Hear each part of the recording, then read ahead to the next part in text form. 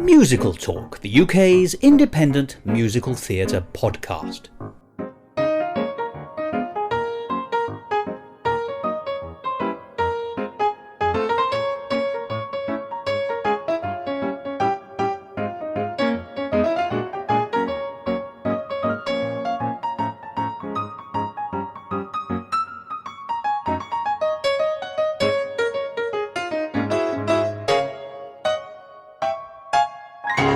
Hello and welcome to another edition of Musical Talk. I'm Thos, and it'll come as no surprise to anyone if I say I've again been pondering what would happen if there was a simple spelling error in the advertising for a well-known musical. We might be offered the most unappetising sounding sweat charity. Well, leaving that well behind us, let's talk about what we've got this week and next week on Musical Talk, because over the next 2 weeks we're going to be talking to a very impressive songwriting partnership. And that is the songwriting partnership of Clarke and Gehm, who together are known as Glen and Gehm. And I had the pleasure of meeting them at the Edinburgh Festival Fringe this last summer in 2023, because they were presenting a show. It was a musical cabaret show, which is to say a series of songs linked by theme rather than by a narrative drive, called The Extras Strike Back, a musical tribute to the forgotten heroes of Star Wars. And it was an absolutely fabulous show, but when I watched the show, and I had great pleasure doing so, I found that my brain was doing two different things. It was as though my left ear was listening to the show and enjoying it for what it was, which was something rather impressive, but my right ear had picked up that behind that there was also some very strong quality songwriting going on. I was genuinely impressed by the quality of the work as well as enjoying the work in its own right. And one of the reasons for that is because in some way each of the songs was slightly over-engineered. And by that I mean they were sort of better than they needed to be, which is such an odd thing to say about anything. But actually, it's best described by saying that you could take the songs at face value and get an enormous amount out of them, but you could also take the songs and listen to the fact that it was infused with quality, both in the lyrics and in the composing, and that there were in-jokes, that things were cleverly written, that there was a sophistication about the piece, which was almost beyond the material as presented, by which I meant that it's one of those shows, if you ever were able to sit down and listen to the recordings, you'd be able to see and hear more and more and more layers. And I'll give you an example of that later in the programme. But what it meant for me when I was sitting in that audience in Edinburgh was that I suddenly realised that there was a real set of talents on display. On stage in front of me were Clarke on the keyboard and Gehm in performance alongside another actor, Stephen Quinn. And the three of them together performing in The Extras Strike Back was a fabulous 5-star show and a 5-star show experience. So I was already keen to talk to Glen and George about the show, but I really wanted to get down to the nitty-gritty about what made their writing so successful, so clever, so sophisticated, so good. And I hope over this week and next week we'll get a sense of that, because I think these two are going to go far. So bearing that in mind, what are we going to get this week and next week here on Musical Talk? Well, the bread and butter, if you like, is going to be an in-depth conversation with Glen and George about what it is that makes them so successful, and of course, a lot about their show, The Extras Strike Back, which was brilliant. And there's also going to be a chance to hear songs and extended clips from songs, because they've very kindly allowed me to play some of their music in these episodes. But what of The Extras Strike Back? Well, let me tell you a little bit about it. Its subtitle, as I say, is a musical tribute to the forgotten heroes of Star Wars, and that is essentially what it does. And the blurb for the show is, for too long the supporting characters of Star Wars have been overshadowed by the popularity of the beloved heroes. Well, no more. Who really was Roger Roger? Was the Wampa actually mean? And why is that Imperial officer always being choked? Discover the untold stories behind the galaxy's background characters in this uplifting, comedic, musical cabaret, as we finally give the extras their long overdue leading moment in The Twin Suns. But what's particularly wonderful, and I'm always delighted to be able to say this, is that this show is actually available to see in London on the 3rd of November 2023 at the Royal Vauxhall Tavern. So if you didn't get a chance to see it at the Edinburgh Festival Fringe, or you did and you really enjoyed it, as I did, there is a chance to see it elsewhere. Stay around to the end of the episode and I'll be able to give you more details about that. But now I think it must be time to start the first of these 2 episodes. You'll forgive me, I hope, if I choose not to use the slightly eccentric numbering process of the films in the Star Wars series. We are going to go chronologically, which to me still seems the best way forward. So this is episode 1. Next week will be episode 2. In just a minute, you'll hear the first half of that conversation with Glenn and George. But before that, we get to hear the wonderful song Sith Lord Kink from a live recording. And then at the end of the episode, you'll be able to hear a sizable clip from another song called Roger Roger. So, why don't you join me on the deck of the Death Star as an Imperial officer wants to reveal something rather interesting. I accept full responsibility for this failure, and as such, accept any punishment. Willingly.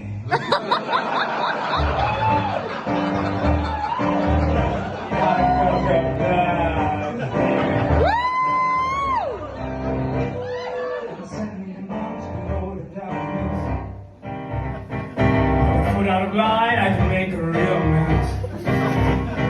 You can cut the tension with a knife. You never know who's next to lose their life. Rest in peace, Clarke. You can feel the evil when it's in the room. If you stand too close, you can feel your doom. No space to make mistakes in his eyes. No place to run and no place to hide. But what he doesn't know is I get real stoked when he lifts me up with his first toe. Lord Vader, tighten your grip, use your lightsaber and not just the tip. You can leave the mask on, I don't mind, then do some force push from behind. Never release me, I Sith Lord Kink. What can I do to be a naughty boy? I can press the button that says don't touch. Gonna test my name, it's gonna try my luck. Oh no! The red princess got away. I really hope I'm the one he'll blame. I'll go and disturb his meditation.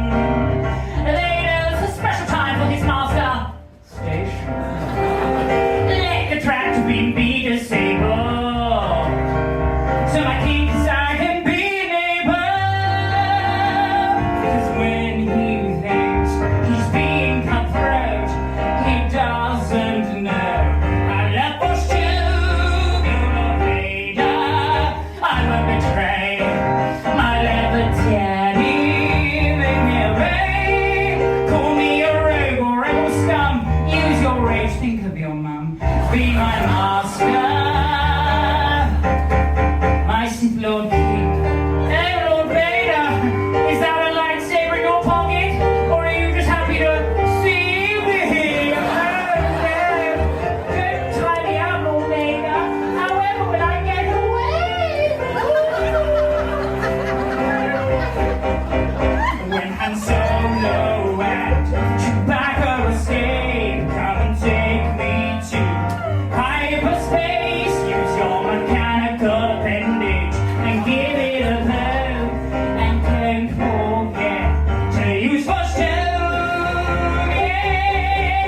Oh Lord Vader, tighten your grip. Use your lightsaber, then not just the tube. You can leave the mask on, I don't mind. Then do some force push from behind. Never release me.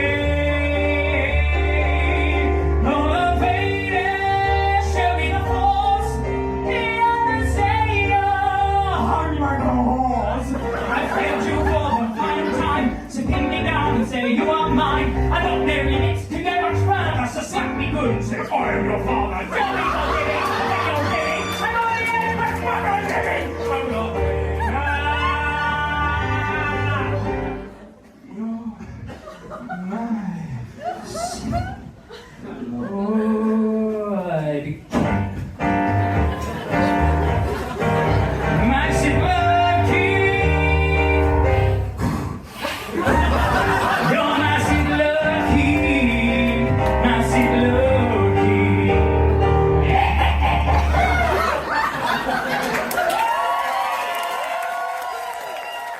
name is Clarke. I'm the writer, producer, performer, composer on the Extra Strike Back. Is that all? Well, yeah, I hope so at the moment. Yeah, it's all a great experience. My name is Gehm. I am one of the writers of the Extra Strike Back, a musical tribute to the forgotten heroes of Star Wars. I am also a producer, actor, director, lyricist. Same answer to you. Yeah. I mean, I think what we're getting here is that you're both really, really important in relation to this fabulous show. And I should add now immediately that, you're writing partners. So composers and lyricists, which is how this show came to be. You are, I think, if you don't mind me saying, from the evidence of what I've seen, writers and composers of some note. I would argue that this show, and I'm happy to say this out loud, I think this show is better crafted and is a lot better than it has any need to be, which is a very odd thing to say. By which I mean, you could have not dialed it in, but you didn't need to go to the level of excellence that you showed in relation to this show for this show to be a success. The show is an undoubted success, but I was blown away, not just by the show, which I loved, but actually by the craft I saw in relation to your writing of songs and performance, the whole thing. But your writing partnership is so clearly excellent, with so clearly good outcomes. I was genuinely delighted to have the opportunity to talk to you about it. So I'm hoping in this conversation we'll talk about the show, but we'll also talk about what it is that you bring to the table and how that seems to synthesise to make something I think is incredible. You are, oh gosh, I'm gushing now, but you're brilliant writers. Thank you. And I'm using the word writer to cover all, lyricist, composer, etc. Yes, yes. I'm not expecting you to comment on that because that's a difficult thing to reply to. So, but I will say this. Let's focus on the show first, and then from there we can travel into the journey that got us there. Mm-hmm. How did the Extra Strike Back, a resonant title I may say, come to be? So, George and I have been writing together for 8 years or so, and we've written in many different structures and ways throughout that time. And one of those ways is where I would write a song. I'm like, I'm really happy with this, I really need someone to write some lyrics. And always that someone would be George. So I would send a voice note and maybe I'd do some Lars or whatever. And sometimes we wouldn't really know where we were with it. So I would say, okay, let me write some lyrics for you so you know. So these are dummy lyrics, essentially, yes. So you know where the rhymes and the stresses are and all of this, where the hook is in the chorus. And we're both huge Star Wars fans. So even... Is that the Wars of the Huge Stars? Yeah. Yeah, let's go with that. So we would effectively start off with this song, which could be a love song. It could be a tragic song, and it would be a really silly song about how Anakin lost his legs on Mustafar in Star Wars. And I'd send that over to George, and then we would then create, okay, this is the structure of the song, and let's get some lyrics. And then one day we'd been through this process of writing 4 or 5 songs for one show, 4 or 5 songs for another, and we're doing this, we're doing that, let's do this one-man show and all of this. And one day we were like, we love Star Wars, shall we just write some funny Star Wars songs, see where it goes? And we started off with that, and I think it was you, George, that sort of were like, the extras strike back. We're writing songs that aren't from the lead characters, so that was where the idea was born, really. It was very organic. It was a lovely example of, like, we'd spent so many years trying to write the next big, huge musical, and we'd come up with these, like, strong ideas, but we'd start writing songs and we wouldn't have the book for it, we wouldn't really know where the story's going, and so we just get ourselves a bit tangled up, and we'd have these great songs and then they just, like, kind of fall by the wayside. It was a lovely example of letting go and stop grasping for something and going back to what you know. We never planned on coming to the Fringe. We just decided last summer, let's just write these songs and let's just enjoy them. And it just reminded both of us of, like, what we can do, why we do it, and why. And when I say, I don't mean this in an arrogant way, but the songs wrote themselves. Like, they just fell out of us because we knew the source material so well, and we were in the room together writing, and then we got to, like, January, February time, like, right, we've got this show, what are we going to do with it? And we just thought, let's just hit the switch and let's go to Edinburgh, let's just try it. And I think we've surprised ourselves, have we not, like, about how call it fate, call it destiny, Or the Force. everything, or the Force, yeah, everything leading up to us being here just kind of fell into place. It all clicked. Yeah, Sure. But yeah, it's a lovely reminder for us of like, go back to what you know, like go back to the things that give you passion and give you heart. And I don't think either of us have ever questioned this show. Like we've never felt like we've had to, even when we were like pitching it to people, we've never had like it's about this, but we're just like, it's the extras telling the story of Star Wars, and it's self-aware and it's silly. And it's, but because it's silly and because it's self-aware, it actually is. It comes across as clever. Like it transcends silliness into something else whilst retaining its silliness. I mean, that's one of its many bits of exquisite craft. I'd like to unpack a couple of things you've said there, if you don't mind, because this is simply fascinating to me. First of all, because you're, let's use the word enthusiast, because actually enthusiasm is one of the most attractive characteristics, I think, in anyone, and drives so much positivity, I think, in the world. Yeah. Tell me I'm wrong, but obviously there are such things as super fans, and they start to take it a little bit too far. But those of us who have an enthusiasm, I'm afraid I'm more Time Lord than Sith Lord, so my apologies. I worship at a slightly different church, but it's on the same road. But your passion for your source material feeds into your other passion, which is writing. You use it as dummy lyrics. I mean, forgive me, there's a huge history of using dummy lyrics, which then turn out to be final lyrics. And the best known anecdote to this is a man called Irving Caesar, who was presented with the music for what we now know as Tea for Two, which I'm sure you'll have heard of. It's been running for about 100 years now as a piece of music. And he rushed off a dummy lyric in 10 minutes. And then they all looked at it and thought, no, that's it, we're going to keep that. And, the royalties on that alone. Wow. We very nearly lived the dream just now, because before we recorded, we've just had Tea for Three. I feel we missed a point there. But I can go home. Just talk to children. So dummy lyrics, but then I love the idea that you use your knowledge of one of your other passions, in this case the Star Wars worlds, as a way of filling the material, because obviously you can't write gibberish, or you can write gibberish for a dummy lyric. You did say la la la's, but actually there's much less benefit, because you may both, because I know you both create lyrics at different times, but George, I think you're principally the lyricist.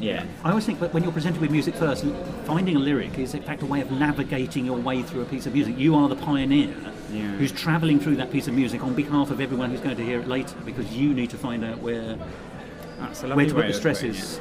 Oh, really lovely. Thank you. But to me, so the dummy lyric is a way of working out the course over the mountains of the music. Oh gosh. And then on top of that, and forgive me, this is where it gets doubly fascinating for me, you were talking about books for musicals and your relationship with that, and how sometimes that's where you can get bogged down. And I agree with you. If you don't get the narrative right, very often that's where a show, you can have the best music in the world, but if the narrative doesn't work, that's what people will remember, and we've all seen shows like that. But adaptation in itself is a skill. Sorry, this is going somewhere. But adaptation is a skill, and people quite often adapt things for a narrative. And what you've done here, I think, is quite interesting. You've adapted something, your source material, into a non-narrative show. So you've adapted into lyrics, if that makes direct. There's not that transitional thing of let's get the book and then insert the songs, because you're doing it, let's call it a cabaret. I'm very interested in this idea of adaptation of, because it's not just one, it's a world of concepts, isn't it, Star Wars? Not just 3 or 6 or however many films you wish to include in your official log. And then adapting those in whatever form directly into the song without having gone through the journey of the narrative is actually quite interesting to me. I've not really come across that very much before. Sorry, that was a very long, rambling observation. No, I mean, I would say for these songs, it was less of a let's write some dummy lyrics and dump it in. That was sort of the seed that started these songs. You had done that previously. We had done that previously, and we've written loads of songs which had Star Wars lyrics, which I can't even remember now, because it was just it was a device, not a creative thing. It was just a method of, and as we've said, pegging the path, right? And we don't always write like that. We don't always have music first. George might literally just one day send me a voice note of him singing one line, and then I would... very threatening. And then... No hello. Like that afternoon, we might have the seeds of a song, and vice versa. I will play like a bit of a piano line. It might not even be a melody. I'll play something, and George will say, that really reminds me of this, and this time when I was in this place, and that's ideas in my head. Well, And it acts as an evocation from which you can plunder, I suppose, ideas as well. Yeah. Not plunder, that's not the right word, No. but harvest. yeah, There's so many ways that it happens, so many different ways that we like create, and I think it's always best when we're in the room together, For sure. and like that, you know, we're feeding off each other. Whether it's I've written a lyric that isn't really quite going like rhythmically, and then Glenn is on hand to move some stuff around. What about this? I'm really aware as a lyricist as well. Like it can be you're so in it, thinking of this whole structure, that it's so lovely to have somebody just come from the outside and be like, what about, and then he went to the shops, and you're like, oh yeah, that does work, like, because you're like trying to think of three thoughts plugged massive in and big, and like and we trust each other. It's not in the sense of like one song is more written by George and another one's more written by me. We would both say, I think we would agree, the whole thing is 50-50 in the sense that truly collaborative. right, I'm 90% music and 10% lyrics, and George is vice versa, and if we need help either way, we give each other help, and if something isn't working, we trust each other to know. So if I say to George that melody isn't going to fly, George isn't going to hold on to it, we will alter it, because he knows that I'm not just trying to get rid of it. We are trusting, and if I suggest a bad lyric, he'll just say, no, we're not doing that. I'm like, yeah, cool, fine, because we have this trust within our friendship that also goes into the writing, into the craft. It's about being aware that like one can't. This is a Harry Potter quote, I think, but like one can't survive like without the other. Like I can't do what I do without Glenn's musical ability, and Glenn can't do what he can do without me then putting lyrics that like the lyrics that I put on top. I mean, we both can in our own kind of way, but when we come together, we're just stronger at it and better at it. So why do it on your own? We have a certain symbiosis which produces more than the two of you, actually. Greater than the sum of your parts. But I think that sounds. I mean, what I'm hearing here in a strange way, to try and it sounds a bit reductionist, this, but you know, Glenn, you sort of musically dramaturg the lyric, and you, George, lyrically dramaturg the music. So to come up with a better synthesis ultimately. But I've just said, of course, that this is a cabaret-style show more than anything else, and therefore doesn't have a narrative per se. But it is episodic, not unlike the series of films of which it's based. But actually, a cabaret still has to have a profile. You still have to, you have to work out what the order's going to be, where you're going to take it, how you're going to finish it, what the highs and lows are. How do you do that? Well, I mean, we started... this is performance art, isn't it? Yeah, so we started, as I say, we started without any really idea of what this was going to be. We just started writing the songs, and then the more we wrote, the more we were like, well, hang on a minute. We've got characters from episode 4, we've got one from 6, a couple from 2 and 3. Is there any way that we can maybe string this together in some form of order? And like, there are other songs that we wrote that didn't make the cut, be it they were maybe too big characters, they slid out of the extras line. And obviously we do that with the Obi-Wan song, but we feel like we justify that because, as we say we're quite blunt about it, like not everybody knows all these characters, let's give them one for free, let's give them an Obi-Wan song. And it's not Obi-Wan alone. No, exactly. And I think one of the key things... Obi-Wan and only, sorry. One of the key things of making this rule that is extras is, I know it sounds silly, but breaking the rules straight away and just being like, okay, well, why not? This is cabaret, this is silly, we're here to entertain you, we're not here to follow the rules, you know? There's no strictures here. No. Yeah. And so that's where the narrative then came from, of like, right, we'll start at episode 4, we'll do an episode 4 joke, and then we'll work forward and then jump back. And I think even that, I love the fact that the show does that, because that jumping back is the way the movies were made. And everyone knows, I was there in the 70s. I didn't see the first one, and my father took me to see the second one. Okay. But at school, I remember him saying, but I didn't understand why it was part 4. Yeah. That's what they were saying on the school, in the playground. So, that's burned into the public consciousness, isn't it? So, you might as well play to what people know. Yeah. And I think that's an interesting point, play to what people know, because even with the music, I feel like we had that idea of this is cabaret. What we're doing is we're making it Star Wars, so that's the special thing. So it's a very each of the songs has their own stereotypical thing, and even with some of the songs we were thinking, okay, this is an argument. So there's an argument song between Mon Mothma and Admiral Akbar, and I literally based it on Take Me or Leave Me from Rent. Like, it is right. Yeah. So there is that aspect of the structuring as well, that we a bit like Book of Mormon does. It takes musicals. We want an I Want song, which is at the start. So I'm thinking, okay, what can I be inspired by from the fact Defying Gravity and all of this? And it what works structurally elsewhere that could work here. Exactly. Yes, it builds itself musically in the same way as it did narratively, because we just wanted a bit of everything. We wanted it to be musical theatre, we wanted it to be funny, we wanted it to have the silly costumes, and it just sort of attracted into one gravity pull. And we adapted it. The Obi-Wan song was not originally an Obi-Wan song. Oh, was it not? It was a random. It was like an extra person who just happens to fall in love with that character. And then we realised as we were going through, we were like, I think this song needs something extra. It needs a bit something a bit bigger, and it just happened to be that Obi-Wan was probably the prime candidate. What was he doing all this time? Is the and line. so then there were a few lyric changes, and to make it more, Obi-Wan themed, and then that was it. Yeah. Now, I want to talk about performance. Yes. Performance of you both, if I may say, because it's a different world, isn't it? Forgive me, George, there's Stephen Quinn, who's the other singer. Yes. So you, George, and Stephen are on the front of the stage, essentially, singing most of the songs. Yeah. I think I have to say, George, you're there all the time, more or less. Yeah, pretty Not all much, the time, yeah, but you're a big presence in the show. Obviously, Glenn, you're also there all the time at the piano playing. It's a different world for the two of you, although obviously connect. I'd like to compliment you both. There's connection in the performance. But let's start with you, George, if I may. I can tell you've trained as an actor. Because you are able to immediately encapsulate a whole bunch of different characters within seconds. So we don't have to go through the learning process as an audience, which is really important in cabaret when you're playing character after character. And you have funny bones. And you are able to... you breathe energy into the room, is what I would say. And I hope you don't think this is an inappropriate comment, but you have very expressive eyes. Thank you. And those eyes, yes, please keep them. Okay. Yes.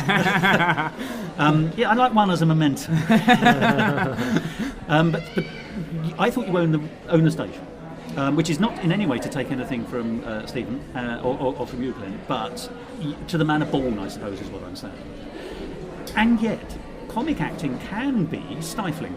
It's easy to play up a series of caricatures, or in some cases, give character to an extra from Star Wars that may not necessarily have a delineated character.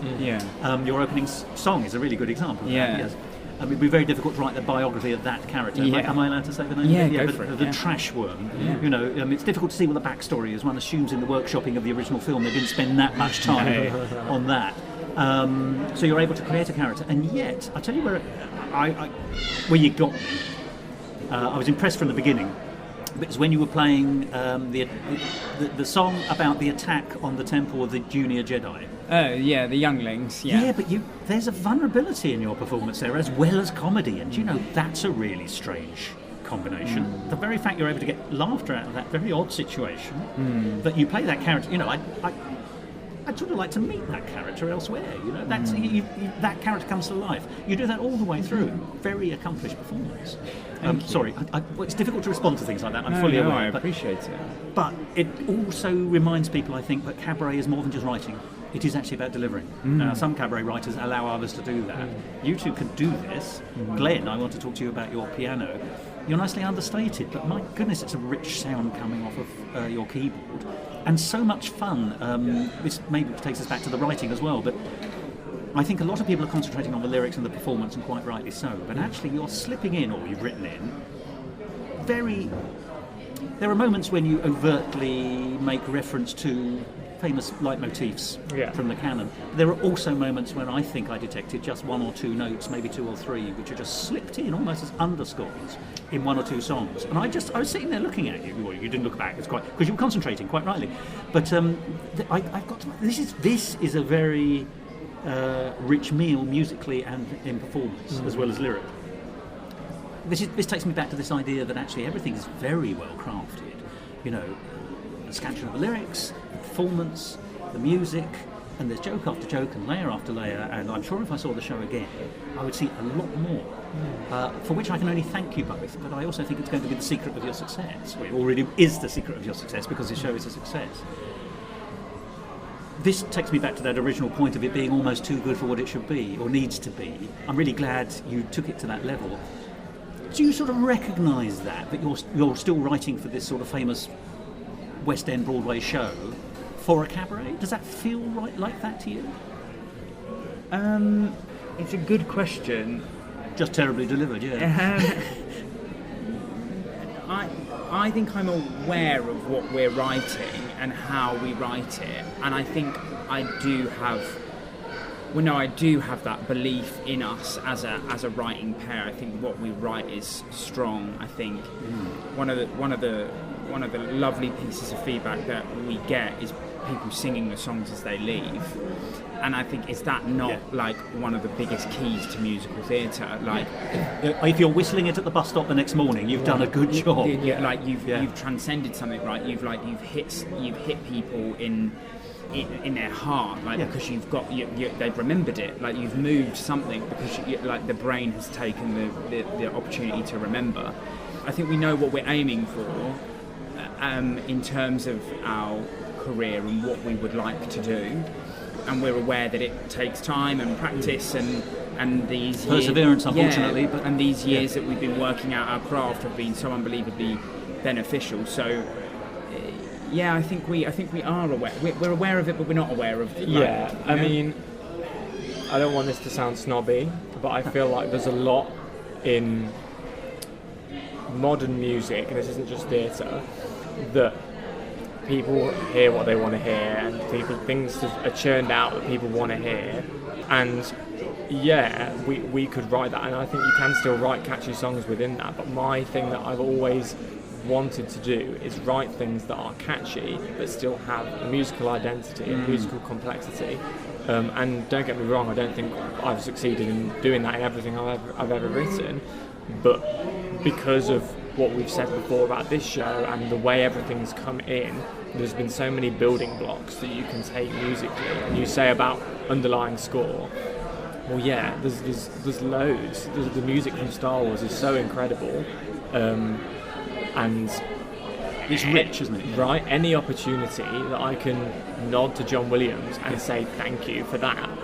is a great opportunity, and to be able to then weave it into a score that it has nothing. We're taking the Star Wars story. It's completely different. But don't undersell yourselves, if you don't mind me saying. Yes, it's a nod, and I appreciate the tribute element. But actually, some of them were so subtle. But I think this makes it sound like, oh, only I could spot them. No, I don't mean that either. But what I mean is some of them were so subtle. But actually what they did was they added to the richness of the brew. And sometimes that richness is the thing that comes out rather than the specifics. And so actually that's a craft thing. You know, you've added this, you've added that. You said musical identity. And I think I'd like to extend that to the two of you. I think you have a songwriting identity in your mutuality, which already feels very mature. What a patronising thing for a middle-aged man to say. But it feels very mature. And, you know, I keep coming back to this thing that I saw your show and I was excited by what I was seeing in terms of craft. I mean, I can't stress that enough. That's so evidently, it's more than, you know, sometimes you can say these things, they're a labour of love, and that's a lovely phrase, and it, you know, and love is clearly in this. And of course it is. Your passion for Star Wars is fed into this all the way through. But it's not just a labour of love. It's, you know, that sometimes suggests an amateurism or, you know, a one-off. This isn't a one-off. I can see that absolutely. This is just a step on your professional life and your professional career, and I feel very privileged to be talking to you today about this now, so that in 10 years' time, when you're both in the House of Lords or whatever, I can say, I knew them. But let's get back to the nuts and bolts of the craft then, but take us away from the show. Let's talk a little bit about this working relationship that you've got, if I may. So we were talking a little bit before we started recording that you've been working together now, 8 years now? Yeah. So, I mean, let's do the basic questions. How did you land in each other's musical laps, if you pardon the expression? Mm-hmm. And then I want to see how, once you've realised you've got that symbiosis, where do you go from there? Not just what was the steps from there to this show, but actually what were the steps from there in terms of where you'd like to go and where you will ultimately be, I have no doubt. Mm-hmm. Well, we met in my final year at Brunel University, which was like the end of 2015, beginning of 2016, and I was studying theatre, and we were allowed to do a practical dissertation. So me and two friends decided to write a musical, and it was called. I salute your ambition. It was called A Major Catastrophe, and it was about three characters. Sorry, immediately brilliant title. Thank you. It was called A Major Catastrophe, and it was set in a bunker at the end of the world. So the end of the world had happened, and these three characters had been stuck in a bunker for 5 years while a scientist was trying to form a vaccine. And so we... That's a little pressing. Yeah, we kind of predicted some things in that show. And can I ask, was A major musically the tone as well? Was there any A major Well, in it? this was a thing. I think at the time you guys were like, "Oh, this is great," and I was like, "There's no songs in A major." Damn it! There's nothing Until in A now. major. Yeah, and I'm like, I'm not transposing you. So the way we were writing back then, or as like before we had Glenn, we would just like sing lyrics. Yeah. Like, we were just like, this is happening, and you'd get a motif and you'd keep going with it, but musically they weren't structured, they weren't complex, they didn't move properly, and we knew we needed a pianist, and someone called Sally Goodworth at the university. We knew she couldn't help us because she was faculty, so she wasn't allowed to help us in the. It would be a bit rough if it's part of your your assessment. Yeah, and we get to like, get the teachers first, in basically. Come on, help us. Yeah. So we were looking for a student, and it just so happened that it was Glenn's first year, and then you. Yeah, I was auditioning to get piano lessons because we were entitled to do that. I was studying music composition at Brunel University, and about a week after my audition, I was introduced to George and the team, and it's a funny story actually because I'd come up with this motif. We had this idea that there would, at the end of the world, because of radioactivity or whatever, there would be fire-breathing raccoons. Like, it was just like a funny... Yes. So the motif went, the fire-breathing raccoons, da-dun. Like, that was like this little thing that we came up with, and we were going to meet with Glenn, and we were going to give him this motif and see what he did with it. And I said to the team, guys, when he comes in, we're just going to be professional. We'll hear what he has to do, what he has to say, and what he can do. But then we'll let him leave, and we'll have a discussion, and that'll be it. And so Glenn comes in and sits down, and I think you were a bit nervous. We were third years. He just started uni. Just finished my A level. Yeah, and so I give him this motif, and he looks at the piano for a bit, and he goes, "Yeah." So I think it's in F or something, and then he just plays it with everything in it. You just heard what I got. That's all. He just did it. And gave it some embellishment and made it his own, and I just went, yeah, okay, you can work with us. Straight away, there was no question. Brilliant. And so that process was interesting because I thought you were now going to say, and then we adopted a raccoon. Yeah. Made it reality. That was an interesting process because we literally gave chunks of songs, they were all in different keys, and it was almost a kaleidoscope. Yeah, it was like a Frankenstein song of we've got this, but then it changes to this, and Glenn would be okay, so then we go here, and I remember those days. Yeah. Right. Okay, we're going here now. Yeah. And then we had that experience, which was. Again, it felt like a square on a patchwork quilt of our writing together. It was an experience, and we learnt things from it. And then Glenn went into third year. Yeah, so obviously we kept in touch, and we did do a bit of writing and a little bit of just bits and bobs through the next couple of years. Obviously, I was still studying and doing my own compositions, which usually wasn't songwriting, so I didn't need lyrics. But then it came to my dissertation, and I was like, well, I want to write a musical because of how much fun it was when I did it with the others 2 years ago. So, I mean, I I have no experience or training in writing book or lyrics or anything. So I actually contacted you and was like, well, I want to do this, but I don't know what. And it was you that had the idea for the musical. Yeah, so the second one was called Confessions of a Superhero, and it was a therapy group for superheroes. So these are lovely ideas. We kind of went off the idea. Thank you. We kind of went off the idea that Marvel were really humanizing like superheroes. You know, they made mistakes, and so we had this idea of this group where superheroes can come and talk to each other and be like, look, everybody thinks I'm amazing, everybody thinks I do this and this, but actually sometimes I drop the person I'm saving and it doesn't work out. And then that was a completely new experience for me, because I really didn't have any scope to generate lyrics with the music. The because music I had to write the lyrics. The music was given to me. This is the reverse of what you were saying. Exactly. Yes, Exactly.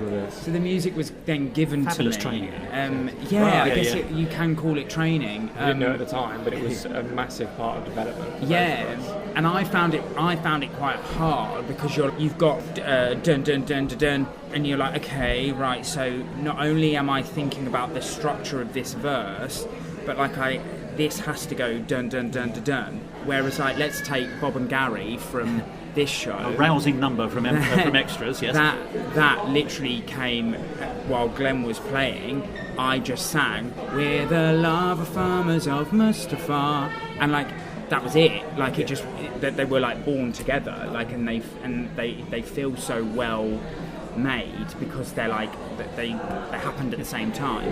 And so this experience of having this huge piece of music and being right, here we go. And also, I had the grounds to say no, because I was being graded, right? Yes, of course. You must have had a veto. Yeah, and I was writing scores, so we had the full written score, we had a band of 8, it was a full thing, because that was what it was being graded on, as opposed to all the stuff that you were writing and all of that. But it went really well. We took it to Camden Fringe. And just did 3 performances, of which I actually wasn't there, which was really interesting. We had a band in. I had to make the band smaller, and I MD'd it. I changed all the scores from. You were travelling, weren't you? I was travelling. He just wasn't there. He was travelling around Europe. Able to be there. You threw down the score and said, "I'm not doing this." Yeah, exactly. But no, real life came in the way. In fact, for sure. And I think it went well. I mean, you might be able to say more than that. I think we were young. Yeah. I think we were.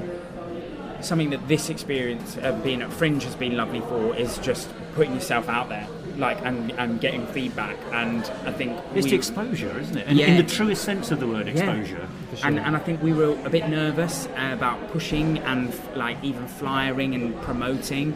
And I think this is something that the Extra Strike back has shown us, is that because there's never been any doubt about this show. No. And that's why it's been so easy to sell, because it's just we know what this is, we know we love it, we know we're passionate about it, and if you don't like it, that's subjective and that's fine. But I think back then we were not as confident, not as more developed. Yeah. It was part of the development process. Well, you've got to go through those steps. Exactly. You can't reach the top of the staircase without starting at the bottom. I suppose. Even after that, we were writing. We wrote through lockdown.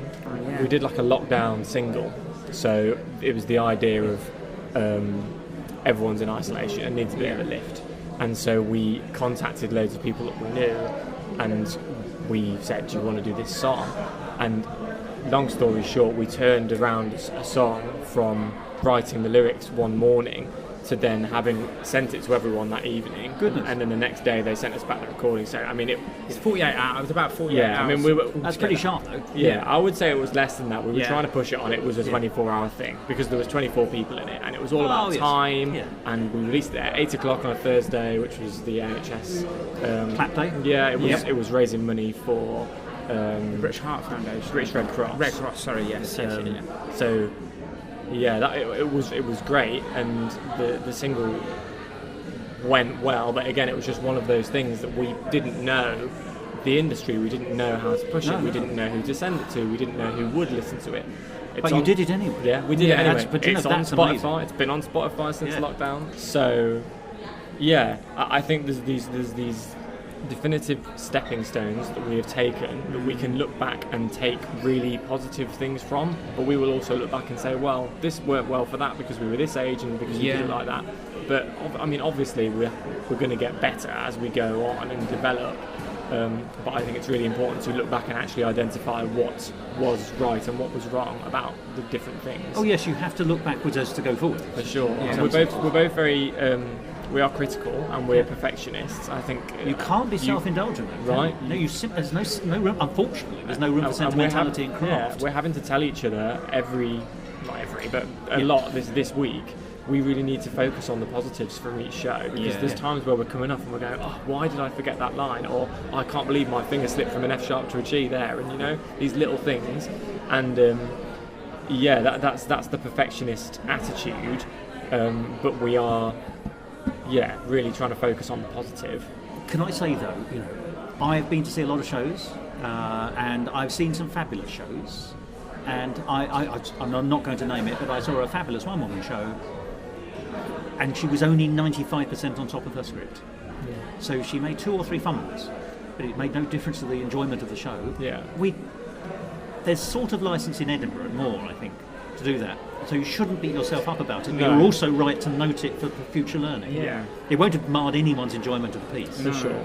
No, we know that, and I think it's a positive thing that we're negative, that we're critical. Yeah, but it's contextualised negativity, isn't it? Yeah. So that's the way to contain it. Yeah. So it doesn't eat you. No. Yeah, and it doesn't. And I've got a lot better at that across this last 8 or 9 days, of just accepting it and being really happy that I'm here performing at Fringe. Being aware as well, like I'm just really conscious of the fact that if this was a West End run, we'd have a week or 2 of previews. Like, indeed, yeah. So you to get settled in, and like the calibre that we are performing at is great, and I think that's something that we remind ourselves of, because when you're up there and you've written it, you're not just performing, you're not just acting, you're like listening to the audience and being like, oh, okay, they didn't find that funny. Even your lines that aren't your lines, you're like, oh god, okay, they didn't find that funny. And so when things do go wrong, you're so hyper vigilant that you just latch onto it. But Can I ask you a question? Best thing to do is just to let it humble you and let it remind you that you're human. And I find when that happens, I kind of lean into it a bit. I'm like, okay, I made a mistake, whatever, let's go now. Like, that's kind of it, You can turn it to a virtue sometimes as well. Oh, 100%. Yeah, an audience will often jump in with you if it's a sincere mistake. Yeah, as long as you don't do it every minute. That has happened, where there's been times where if someone's forgotten a line, the audience have cheered and pulled it through, and it's been really nice, and that in itself is a massive experience and a massive stepping stone to learning what it's like to write something and be on stage with it, right? But I'm super delighted to hear that you're doing this analysis of your audience, in the sense of sometimes creatives can forget, I'm not saying you two at all, but sometimes you meet people who think the work is finished when they've written it, and then it's on the stage. It's not finished until you've sung the last note and the audience have left, because the audience are actually part of the experience. Theatre isn't what's on the stage. Theatre is what's in the auditorium, the theatre, the building itself. You said that, when jokes don't land necessarily in the way that you expect, or they don't land at all for whatever reason, that didn't work. That's what you just now. But sometimes it's not that it didn't work. Sometimes that audience isn't the audience for that joke. So it's not a failure of the joke. It's not a failure of the audience. It's I'm going to say taste, but that's the wrong word for this. It's people's natural tastes, biases, responses to things. It's we were having once again a quick conversation before the thing started, and in another show, a non-musical show, 2 totally different audiences on 2 different days took the same material in a totally different way, and affected the way that people in that audience enjoyed or didn't enjoy that show. Should we ask the question then? What you've been running now for a while here in Edinburgh. What have the audiences taught you about the piece? Are there things which are absolute failures, but things that the audience simply haven't got any time? Are there things that the audience have adored which you thought were throwaways or you didn't spot? The audiences are different every day. It's remarkable, isn't it?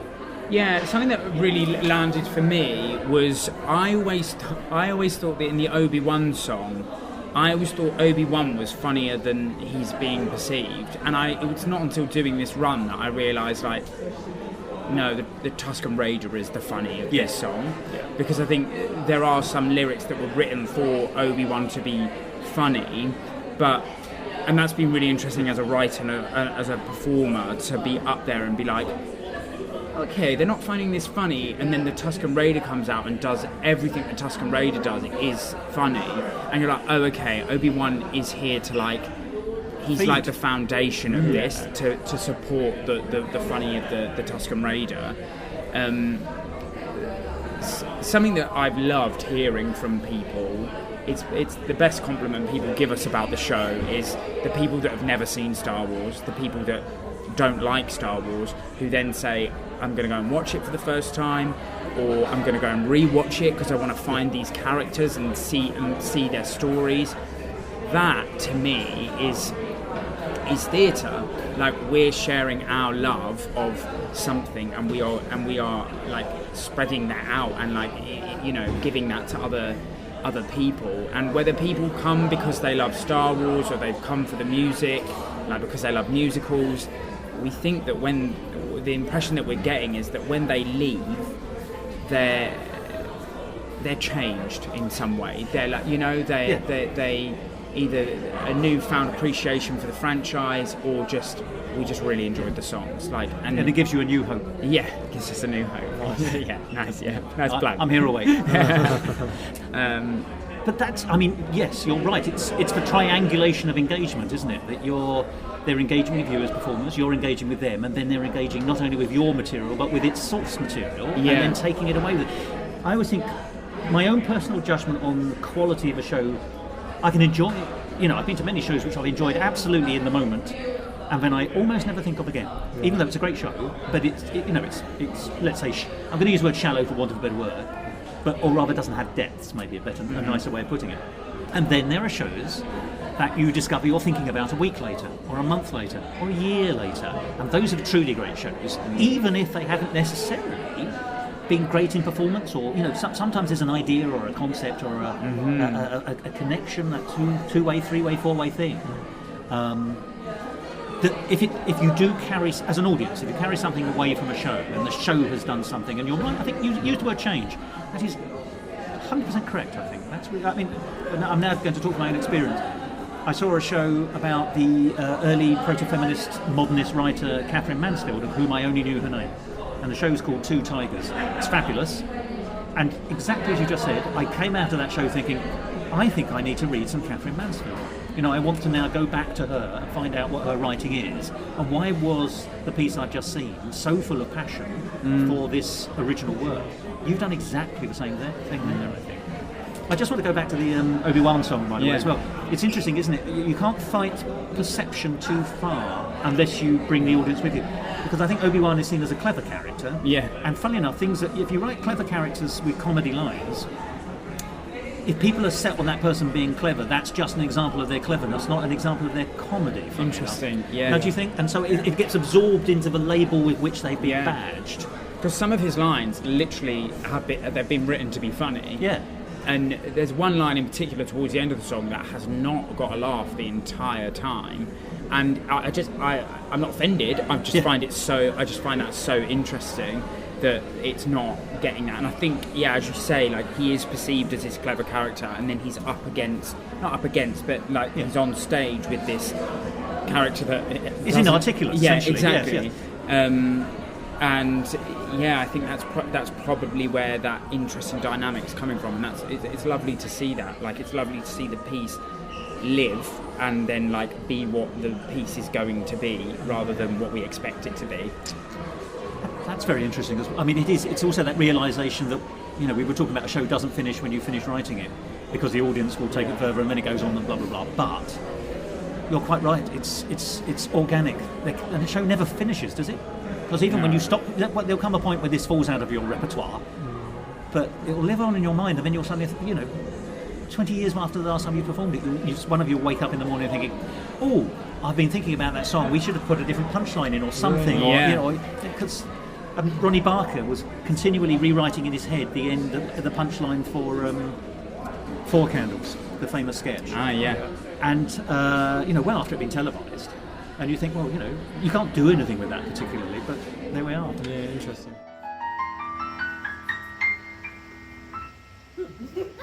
Life was easier with Roger, Roger, in the factory. When I was alone with Roger, I knew that he'd always love me. I miss taking walks with Roger, Roger, oh, the things we'd see. I was born to love my Roger. I knew that he'd always love me. I may just be a silly battle droid, but Roger understood me just like Freud. Our love was easy and as simple as osmosis. We were Romeo and Juliet of Geonosis. I awoke and I saw Roger, Roger, my first and one true love. He made me feel like no other, sent from above. Oh, Roger, you know how bad I love ya, and there's so much that I would like to say. Oh, Roger, I'm always thinking of Musical talk. And there we are, a clip from Roger in its live recording. And before that you heard the first half of the conversation with Glenn Clarke and George Gehm, the people behind the Extras Strike Back. And to kick this episode off, you'll remember, we had Sith Lord Kink, a fabulous song. And I said in the introduction that I would be picking out just one example of the particularly layered craft that is on display in some of these songs. Now, you'll remember in that there was a brief lyric about use your lightsaber and not just the tip. George was singing it, and I'm not very good at singing, but he said something like, use your lightsaber and not just the tip. And that, of course, if you listen to it, is bum, bum, bum, bum, which, of course, I'm sure you'll recognise immediately as a small extract from the John Williams score of Star Wars. Bum, bum, bum, bum, bum, ba, ba, ba, bum, bum. You'll recognise it immediately. That is the kind of extra Easter egg, if you like, which is infused throughout these songs. And it's that really impressed me about the work of Glenn Clarke and George Gehm. And, as I said at the beginning of the programme, there is a chance to see this show because it's on the 3rd of November at the Royal Vauxhall Tavern. And the website for that says that the doors open at 6 o'clock with the show starting at 7. Just go along to the Vauxhall Tavern website. That is www.vauxhalltavern.com. And keep your eyes peeled online to see if the show is put on elsewhere. I know that Glenn and George would love to put it on in other venues, and there's plenty of opportunity for that to happen. But, more importantly, Glenn and George are available for songwriting, as you'll hear in next week's conversation. They're particularly keen to work with a book writer, so if you've written a story and you think it should be a musical and you can't write the songs, then Glenn and George might be the very people you want to talk to. Or maybe you just need a single solitary song, or maybe you just like to talk more widely about collaboration with them. They are delighted to speak to anyone who wants to talk to them in that capacity, and the way to do it is to send them an email. And the address for that is glennandgehm@gmail.com. And I'll spell that because there are some tricky spellings. GLENNANDGEHM@gmail.com. And you can find Glenn and George using their partnership name as Glenn and Gehm on all the social media outlets that you can think of, including Instagram, X, or Twitter as we used to know it, Facebook and TikTok. Well, I think that brings this episode more or less to an end. But don't forget to join us again next week for more songs and more of that in-depth conversation with Glenn and George, two of the most talented new songwriters that I've had the pleasure of coming across in recent times. And you should think of these episodes as being not unlike the Star Wars film series, because obviously there's a sequel. And that will be coming next week. And to give you some time off to consider what you've heard, but also build up to next week's episode, with excitement, I hope, I'm going to bring this episode to an end. And I'm going to do it with the traditional one-word, two-syllable method that has proven so popular for so long. Here it goes. Goodbye.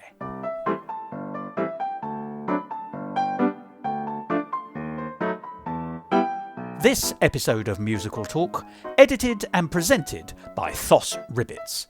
Copyright Musical Talk 2023.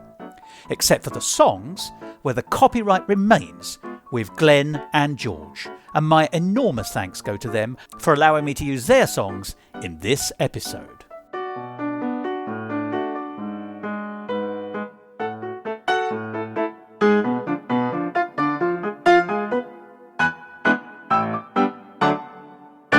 To find out more about the world of musical talk and listen to past episodes, go along to our website www.musicaltalk.co.uk or subscribe to us on Apple Podcasts and follow us on the usual social media networks like Facebook, Instagram and X, formerly known as Twitter.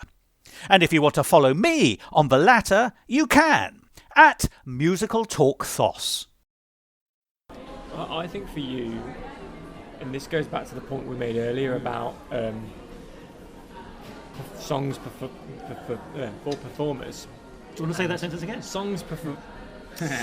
I don't think you heard me.